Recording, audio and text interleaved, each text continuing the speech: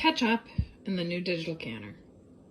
Welcome to the pantry. I was just getting ready to fire this guy up and I figured I was going to just show you guys.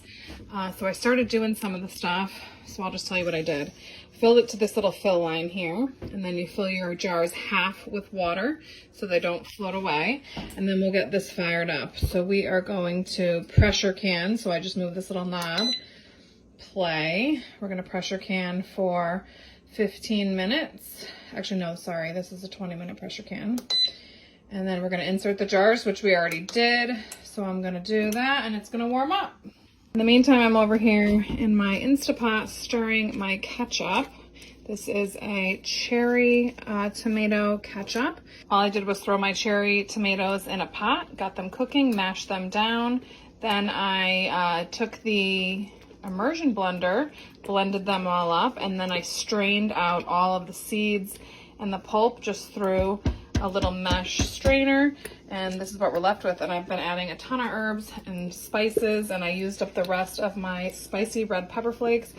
Because this is a rebel canning recipe and I didn't follow any kind of instructions, what I do is I pressure can it, and that's just a way for me to make sure that it's going to be safe. So I'm going to pressure can this for 20 minutes in half pints.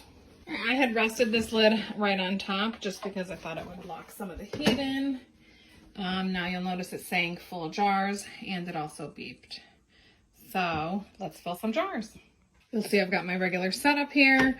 One difference is because I filled these jars half with water, I'm going to need a place to pour that. And because I'm in my pantry, I just grabbed a little thing so I can pour them in here. And we're just going to fill one jar at a time. Okay, I ended up with 6.5 pints.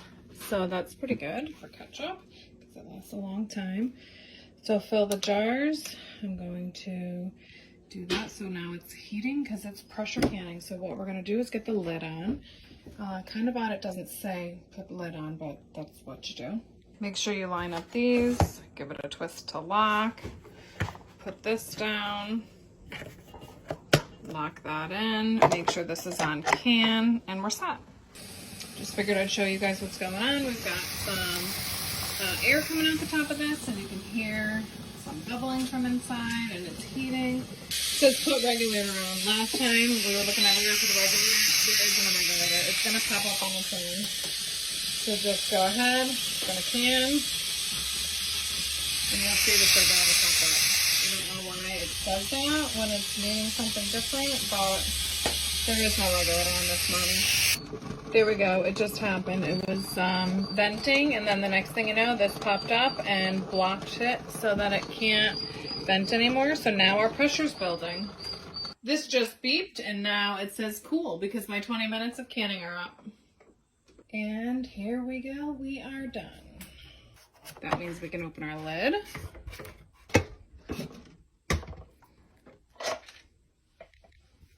Looks like we had some seepage, and that's normal. Just messed up my headspace.